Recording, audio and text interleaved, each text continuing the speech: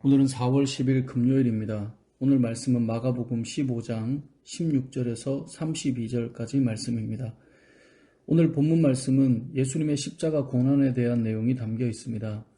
예수님의 고난과 십자가 사건의 말씀을 읽을 때에 우리가 기억해야 할 것은 예수님을 희롱하고 조롱하던 군중들이나 병사들을 통해 그리스도 밖에 있었던 우리들이 어떤 삶을 살았었는지를 기억해야 하고, 그러한 우리들을 위해 기꺼이 고난과 조롱당하시면서도 십자가를 대신 지신 사랑을 생각할 수 있어야 합니다.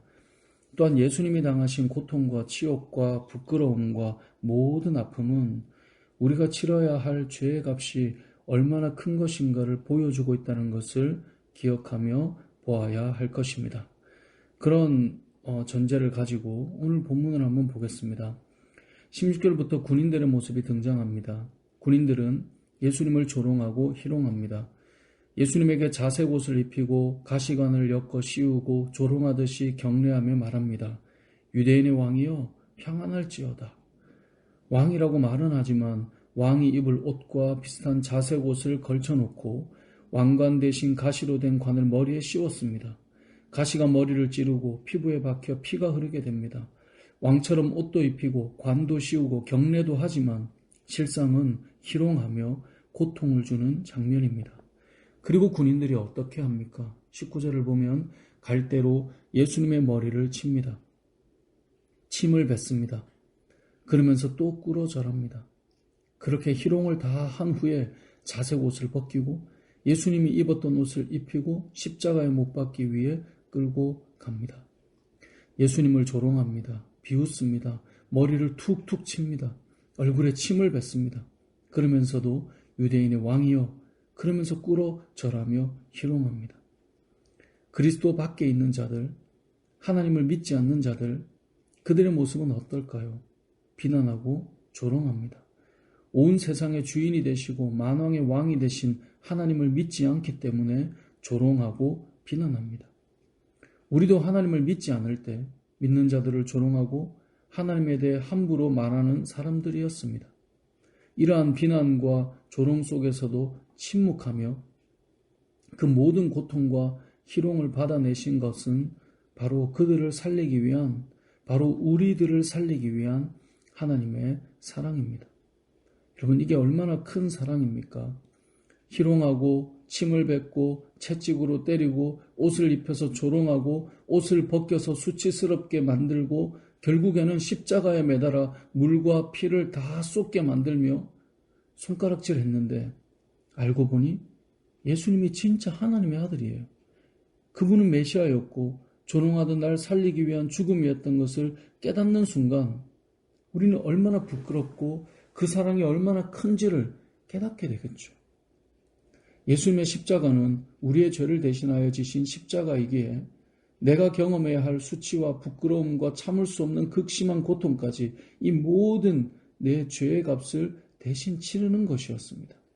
23절을 보면 모략을 탄 포도주를 주었지만 예수님은 그것을 거부했습니다.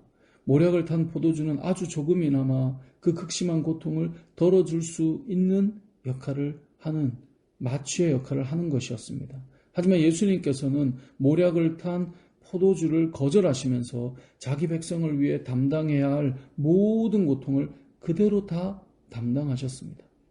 이렇게 하나님의 사랑이 십자가를 통해 실현되고 있을 때 유대인의 왕이라는 패를 달고 십자가에 예수님을 못 박은 후 그 아래 군인들은 뭘 하고 있었죠? 누가 예수님의 옷을 가져갈지 희낙락하며 제비를 뽑고 있었습니다. 29절을 보면 그 예수님의 십자가를 보며 지나가던 자들이 자기의 머리를 흔들고 예수를 모욕합니다. 여러분, 누군가가 여러분과 대화할 때 여러분을 보고 머리를 흔들고 조롱한다고 생각해 보십시오. 그 아래에 있던 대제사장들과 서기관들도 예수님을 희롱했다고 31절에서 말씀하고 있습니다. 오늘 본문은 우리를 위해 이 땅에 오셔서 십자가에 죽으심으로 예수님께서 우리를 얼마나 사랑하셨는가를 보여주고 있습니다. 여기서 제가 지금 말한 우리라고 하는 사람은 누구입니까? 저와 여러분들이겠죠? 그러면 우리는 어떤 부류예요? 예수님을 조롱하고 채찍질하고 침을 뱉고 왕으로 받아들이지 않던 군인들과 우리는 혹시 다른 부류라고 생각하지 않으세요? 그래도 우리는 십자가 아래에서 머리를 흔들며 조롱하던 무리들과는 다르다고 말하고 싶지 않으세요? 그래도 기득권이고 예수님을 시기하던 대제사장들과 서기관들은 아니라고 말하고 싶지 않으신가요? 우리는 저들보다는 좀 낫지라고 혹시 생각하지 않으십니까? 로마서 5장 10절은 이렇게 말씀합니다. 곧 우리가 원수 되었을 때 그의 아들의 죽으심으로 말미암아 하나님과 화목하게 되었은즉, 우리가 원수 되었을 때 그의 아들의 죽으심으로 말미암아.